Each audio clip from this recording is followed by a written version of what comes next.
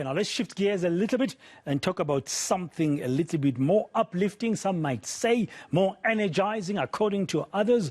The World Cup qualifier between Bafana Bafana, that's the FIFA World Cup qualifier between Bafana Bafana and Ethiopia, will be the first sporting event in the country to have spectators since the hard lockdown began in March last year. Our colleague, that's Arthur Bwanakawa, is outside the FNB Stadium and is going to bring us some of the reactions from the fans who are returning to the stadium today. Fire, good afternoon. It's still a little bit early, I don't know, because the game, I think, is this evening. But what's the sentiment like now outside FNB Stadium ahead of the first football game with spectators in the country since March last year?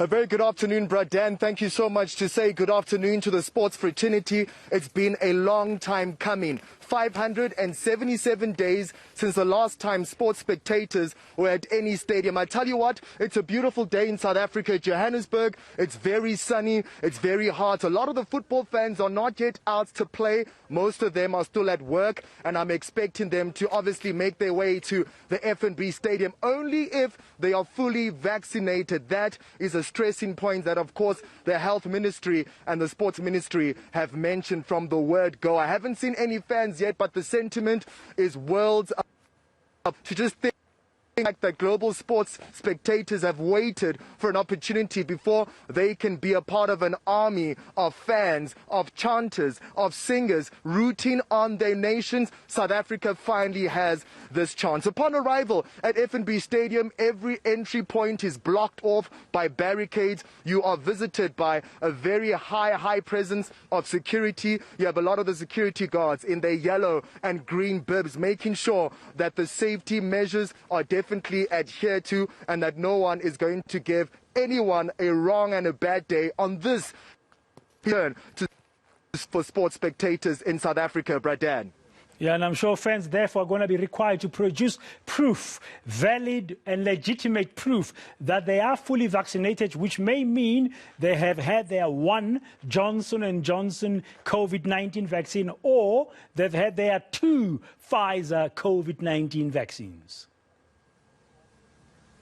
That's 100%, Brad Dan. It's important to note that no spectators will be allowed in the parameters of FNB Stadium if they have not produced their digital vaccination certificate. And also, just to give some clarity, it wasn't a pre-selected 2,000 football fans who were allowed to come in. But of course, after the digital vaccination certificate was launched by Minister Joe Phaahla just last week, it's made it possible for those die-hard football Bafana Bafana fans to get onto the portal, to submit their digital vaccination certificate, and then only afterwards can get a ticket that will permit them into the stadium. It's ahead of the FIFA World Cup qualifier between Bafana Bafana and Ethiopia, and I am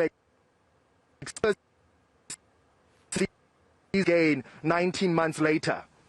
Yes, and talking about the game itself, 3-1 up already in the first leg. Bafana won, making them top of the group, this qualifying group, and they got 7 points because their first match against Ghana was victorious. They drew against Zimbabwe. Now they've beaten Ethiopia. There will be excitement because people are feeling that it looks like Bafana Bafana are regaining that old groove. Indeed, you mentioned that old groove. You know what, Brad Dan? I haven't even seen the vendors on the side of the road. We are just directly parallel to Nasrec Road, which has always been traditionally through a lot of DStv Premiership matches and national games been literally infiltrated with fans in the streets chanting on the Bafana Bafana songs of glory. But of course, I'm going to bring you that update in the next hour right here on eNCA. But what is most important is the fact that we are back in stadiums and we're back for sports, and this very sport that is going to make that a possibility is football. In the match between Bafana Bafana and Ethiopia, it's a must win for Hugo Brosh and his Chargers because they're in a tough group that does include AFCON champions Ghana, who are a force to reckon with, Bradad.